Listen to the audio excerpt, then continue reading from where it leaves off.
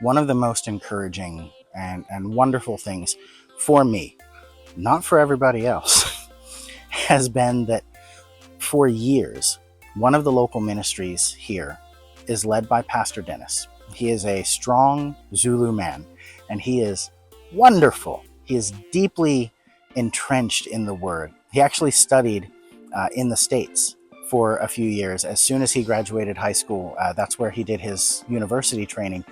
And he is wonderfully well-read and educated to the nth degree.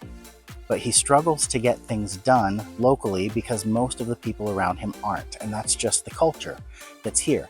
And so he and the local team members have been praying for years for somebody to come along with multimedia expertise.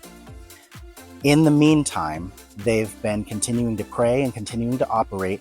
He leads a radio Bible study that reaches out to 750,000 people every single week. And people's lives are being changed. There are pastors who are listening to this radio program and saying, I've been teaching a false gospel, and asking for discipleship. So we need a website for this ministry. We need social media for this ministry to last and to have a lasting impression. But there are some things that in the middle of all this, they still can't say on the radio, live on air. And so they have been desperately praying for an opportunity to get the equipment and start a podcast, and to have someone show them how to put it all together and start getting more biblical teaching out there to the world. But they've floundered for years looking for help and finding nothing. And so they finally moved forward in faith and said, we're going to buy some equipment. We're going to put some stuff together. We're going to look for a studio where we can do this recording and also have it double as a ministry office. So they rented a studio of a radio station that just left. So there's a recording room and an outer office with glass windows looking in. And they literally moved into the space the day we got here. And so we were able to walk in and see leftover junk that was all over the place. I started pulling out electrical cables where I was talking with a local man, Sim, and I said, Sim, it's crazy. These cables are just spliced together. He goes, yeah, we do that a lot here.